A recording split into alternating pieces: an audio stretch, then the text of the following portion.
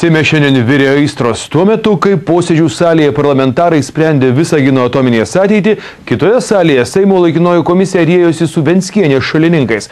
Po to, kai juos nuspręsta išprašyti iš salės, posėdis virto mitingu, o Seimo nariai sulaukė grasinimų.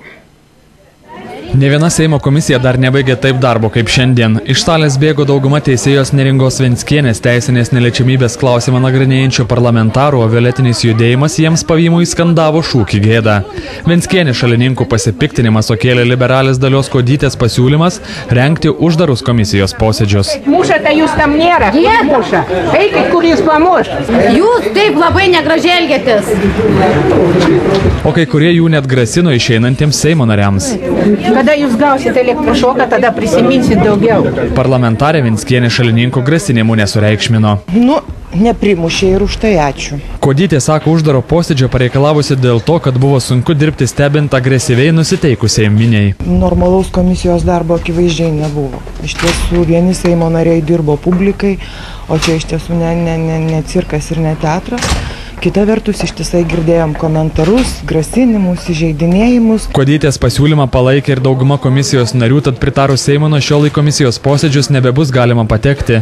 Tokiu sprendimu piktinasi teisėją palaikantis komisijos nariai ir tikina esą bandoma nuslėpti tiesą nuo visuomenės. Tie 7 žmonės dabar tiesiog nebetlaiko salėje esančių paprastų piliečių žiūrėjimo, jiems prieš juos nepatogu, jie netlaiko žvilgsnių ir dėl to jie nusprendė kreiptis į Seimą ir prašyti, kad komisijos posėdžiai būtų įslaptinti. Posėdį paliko ir pati teisėja.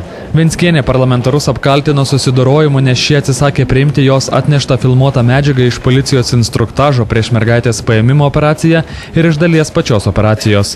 Venckienė tikina esą prokurorai atvirai tyčiojusi iš parlamentarų, o šiems tai nemotais. Aš savo gyvenime tokio cirko nesu mačiusi.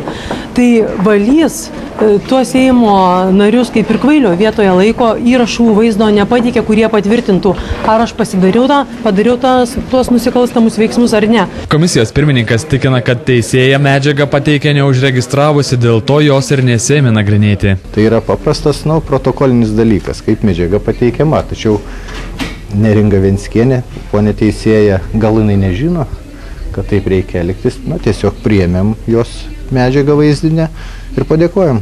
Komisija buvo įsipareigojusi rytoj Seimui pateikti išvadą ar leisti Venckienę iškelti baudžiamąją bylą. Tačiau komisijos pirmininkas sako, kad sprendimas nebus priimtas ir komisija prašys pratęsti terminą, kad suspėtų iki Seimo pavasario sesijos pabaigos, nes kitaip Venckienės klausimas persikeltų į rudenį. Norėtume pateikti išvadas artimiausiai trečiadienį, kad Seimas galėtų priimti sprendimą artimiausiai ketvirtadienį. Kitame komisijos posėdėje Seimo nariai tikisi sulaukti prokuratūros vadovų, kurie uždarame posėdėje parodys filmuotą medžiagą, kur Venckienė teisėjus išvadina kyšininkais ir paaiškins mergaitės paėmimo operacijos detalės.